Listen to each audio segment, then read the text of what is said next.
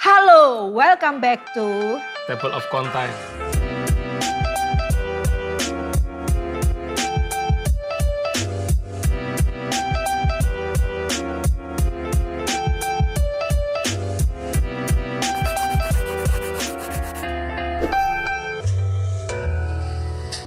dampak psikologi anak dari pernikahan yang tidak berbahagia. Masih di series yang sama yaitu Family Crush Effect.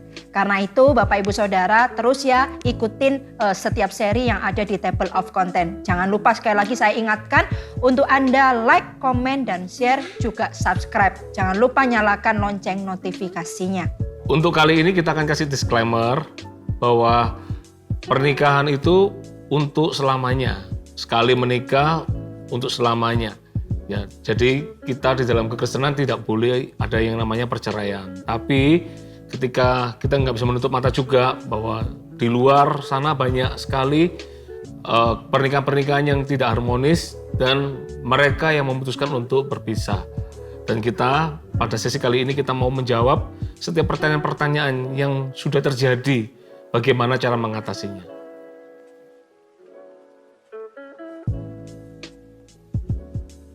Kalau bicara tentang anak ikut siapa, akan kembali lagi kepada orang tuanya masing-masing. Karena ini perlu komunikasi lebih lanjut antar kedua orang tuanya. Tapi kalau saya boleh melihat, ya dilihat aja mana orang tua yang lebih punya banyak waktu, lebih mungkin juga bisa mensupport kehidupan anak tersebut, bisa menjadi anak yang lebih baik lagi. Tapi tetap yang saya katakan bahwa perlu kedua orang tua yang berbicara, karena bagaimanapun juga anak nggak bisa dipisahkan dari orang tuanya. Kalau masih di bawah umur juga, misalnya masih baby gitu ya, membutuhkan ASI atau segala macam ya, otomatis itu pasti ikut orang tua perempuan gitu ya. Tapi kalau misalnya juga anak sudah dewasa dan dia sudah dikategorikan bahwa dia itu mungkin sudah harusnya bisa mengambil keputusan, ya kita kembalikan juga kepada anak yang bersangkutan. Tapi pun dari keputusan anak yang bersangkutan kita juga harus lihat latar belakang masing-masing orang tersebut, entah yang pria atau yang wanita. Maksudnya itu entah papa atau mama, kita lihat latar belakangnya. Mana yang kira-kira bisa membuat anak ini masa depannya jauh lebih baik.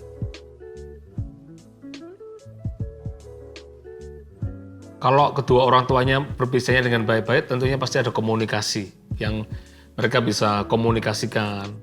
Kapan itu anak ikut papanya, kapan anak bisa ikut mamanya. Karena yang saya katakan tadi bahwa keberadaan orang tua itu tetap tidak tergantikan oleh siapapun juga. Ya, tapi kalau ada orang yang berpisahnya mungkin kurang baik-baik, ya otomatis sudah nggak ada pilihan lagi. Ya tentunya anak akan ikut kepada orang siapa yang bertanggung jawab, kepada siapa orang tua yang lebih mungkin lihat anaknya seperti itu. Lalu juga mungkin di momen-momen penting anak, dua-duanya kayaknya harus hadir, misalnya wisuda, kenaikan kelas, atau perayaan ulang tahun gitu ya. Kedua baik pria maupun wanita, papa atau mama juga ada baiknya untuk bisa hadir. Dan yang terpenting kedua orang tua meskipun di dalam kekristenan tidak boleh berpisah, ya, tapi kalaupun di luar sana mungkin ada banyak orang-orang yang mengalami ini, yang harus diingat adalah ingat bahwa jangan sampai dengan kegagalan pernikahan dari kedua orang tuanya itu sampai membuat anak menjadi lebih terhilang. Ya, jadi orang tua harus sepakat untuk bagaimana supaya sudah hal yang mungkin tidak diinginkan ini terjadi. Ya, bagaimana harus bisa melihat, menyatukan sekalipun berbeda dalam pernikahan, tapi menyatukan di dalam tujuan untuk melihat anaknya juga menjadi anak yang bisa berhasil.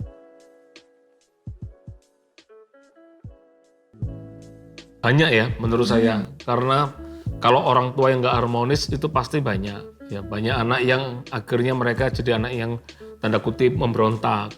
Ya, mereka mungkin tidak terima dengan keadaan yang terjadi. Dan itu tanpa dia sadari dia menjadi orang yang bisa memberontak. Ada lagi anak-anak yang mereka nggak betah di rumah. Mereka cari jawaban di luar. Karena mereka sendiri butuh jawaban. Sedangkan mungkin mereka ngelihat, mereka mungkin saya katakan mereka mungkin kecewa lihat pernikahan orang tuanya, sehingga mereka mencari jawaban di luar. Dan ada lagi anak-anak yang mencari jati diri di luar sana. Kalau bertemu dengan pergaulan yang baik, ya mungkin anak itu akan tetap terjaga. Tapi kalau pergaulannya kurang baik, itu yang membuat dampaknya menjadi buruk. Anak yang melihat kedua orang tuanya menjadi pernikahannya tidak harmonis. Ada lagi dampak di mana ketika pernikahannya tidak harmonis itu, anak itu kan belajar dari melihat. Mereka seringkali mendengar orang tua nasihatnya, tapi yang mereka bisa menangkap dalam hatinya adalah ketika mereka melihat. Dan ketika mereka melihat pernikahannya tidak harmonis, tentunya bisa membuat trauma anak-anak ini. Sebenarnya banyak hal juga yang menyebabkan dampaknya ke anak ketika rumah tangga tidak harmonis ya. Anak bisa mudah stres ya, lalu anak kehilangan kepercayaan diri, anak juga bisa jatuh dalam berbagai dosa ya gitu, dan mereka menjadi berani untuk mencoba hal-hal yang seharusnya bukan mereka lakukan ya, karena itu bicara tentang dosa. Tapi dampaknya bisa sejauh itu gitu ya, dan macam-macam juga, rasa amannya juga bisa terganggu, lalu kehilangan figur dan lain sebagainya. Dampak terbesarnya juga bisa jadi mereka menjadi trauma. Mereka sendiri, saya pernah melihat seorang anak yang takut menikah karena dia melihat kehidupan pernikahan orang tuanya tidak bahagia, sehingga dia sendiri takut menikah. Ingat kan kita pernah tiba-tiba dia mention saya, terus dia kasih tahu bahwa ternyata pernikahan yang indah itu ada ya, ketika lihat Pastor Sam dan Pastor Lani dalam pernikahannya ya.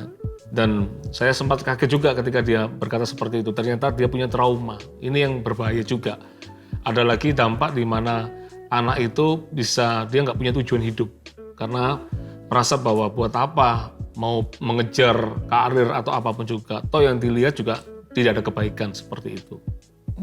Juga yang paling ekstrim bisa ada percobaan bunuh diri dan sebagainya. Jadi selalu dampak negatif yang ditimbulkan bagi pernikahan yang tidak berbahagia.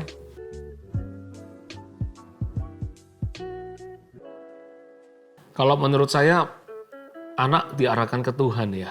Bisa, yang pertama-tama ya, kita yang orang tua yang mungkin gagal di dalam proses ini ya, kita ya berdoa minta ampun di hadapan Tuhan. Dan serahkan segalanya kepada Tuhan juga, terutama khususnya buat anak, karena bagaimanapun juga anak adalah miliknya Tuhan juga.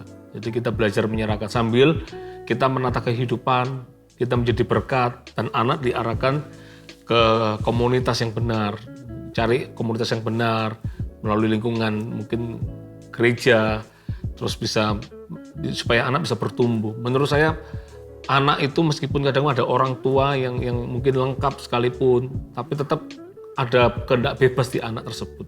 Kalau anak itu bisa berjumpa dengan Tuhan, tentunya anak itu bisa diubahkan. Ya. Dan anak yang punya orang tua lengkap pun bisa terhilang, tapi anak yang orang tuanya mungkin nggak lengkap, ketika kita bawa anak itu, dorong anak itu untuk ketemu dengan Tuhan. Dan saya percaya anak yang mungkin dengan orang tua yang nggak lengkap itu, anak itu juga bisa punya kehidupan yang lebih baik juga. Saya setuju dengan apa yang dikatakan Pastor Sam, karena kalau orang berjumpa dengan Tuhan itu hidupnya pasti tidak akan pernah sama lagi. Percayalah satu hal, kalau misalnya mungkin Anda hari ini adalah orang tua yang mungkin belum sungguh-sungguh dengan Tuhan atau belum bertobat gitu, bagaimana ya dengan anak saya gitu. Saya percaya bahwa Tuhan Yesus itu juga mati bukan hanya untuk Anda, tapi juga buat anak Anda. Nanti dengan caranya sendiri, tidak tahu bagaimana caranya, tapi anak Anda itu pasti akan mengalami perjumpaan juga dengan Tuhan. Dan itu adalah salah satu caranya dan cara terbesar untuk mengembalikan anak itu kepada keadaan yang seperti sebenarnya, yang seharusnya, yang Tuhan rindukan buat anak itu alami. Mungkin Pastor Lani bisa ceritakan pernah ada pengalaman seorang anak muda yang dia dendam sama orang tuanya. Ya, saya dulu pernah melayani seseorang, dia itu hidupnya menurut saya pahit sekali gitu ya. Jadi waktu itu KKR ada di sebuah kota, dan waktu KKR itu kan kita bagi-bagi undangan nih. Nah, lalu tiba-tiba selesai KKR itu ada banyak lawatan Tuhan terjadi, altar call juga. Ada banyak orang tuh ketika altar call tuh teriak-teriak gitu ya, ada banyak roro yang dilepaskan. Lalu mereka nangis-nangis, itu masih muda. Lalu setelah selesai KKR itu ada seorang muda, dia menghampiri saya. Lalu dia bilang sama saya, "Celani, terima kasih buat hari ini," dia bilang gitu. Lalu saya tanya, "Lu kamu siapa?" Saya ini baru pertama kali datang, dan saya itu dapat undangan tuh saya lupa ya dari temennya atau apa gitu, singkat cerita dia pokoknya dapat undangan dan dia datang, dan itu pertama kali dia sebutkan nama, dia bilang namaku ini C, lalu saya mau cerita gitu, karena dia tuh sambil ngomong tuh sambil air matanya tuh keluar terus gitu. Dia bilang bahwa sebenarnya C gitu ya, hari ini tuh saya tuh sudah punya planning untuk bunuh papanya gitu. Kenapa? Karena dia itu begitu pahit dan begitu kecewa, dan bahkan bukan cuma pahit ya, sampai kepada level dendam gitu ya terhadap orang tua pria, yaitu papanya. Jadi hidupnya ini sengsara, dia bilang dia harus putus sekolah. Lalu dia harus kerja, dia sebutkan dia pernah kerja di sini ya. Lalu dia juga pernah kerja di salah satu kayak dia itu fast food untuk dia jadi pegawai di sana. Lalu dia yang terakhir ini ketika dia dapat undangan ini, dia itu kerja sebagai orang yang semir sepatu di sebuah pelabuhan gitu. Jadi dia itu semir sepatunya orang, dan menurut dia bahwa dia mengalami ketidakadilan dalam hidup ini. Dia sangat kecewa, dia sangat pahit. Kenapa aku harus kayak gini? Harusnya itu kalau lihat teman-temannya yang lain, mereka bisa sekolah, bisa hidup lebih enak. Tapi aku kayak gini. Dan dia bilang bahwa ini karena papaku gitu. Dan ketika dia itu kerja semir sepatu itu kan kerja yang terakhir hari itu ya, itu di kota yang lain. Nggak tahu gimana caranya dia tuh pulang untuk mau balas dendam kepada papanya, untuk dia mau bunuh papanya, tapi dia dapat undangan KKR itu. Lalu di situ dia dijamah Tuhan, lalu dia berkata seperti ini, terima kasih buat hari ini. Saya nggak jadi mau bunuh papa saya. Lalu terakhir dia bilang gini, C, tolong saya dan bimbing saya untuk saya ini bisa kenal Tuhan Yesus itu dengan benar. Nah, siapa yang bisa ngubah manusia ya?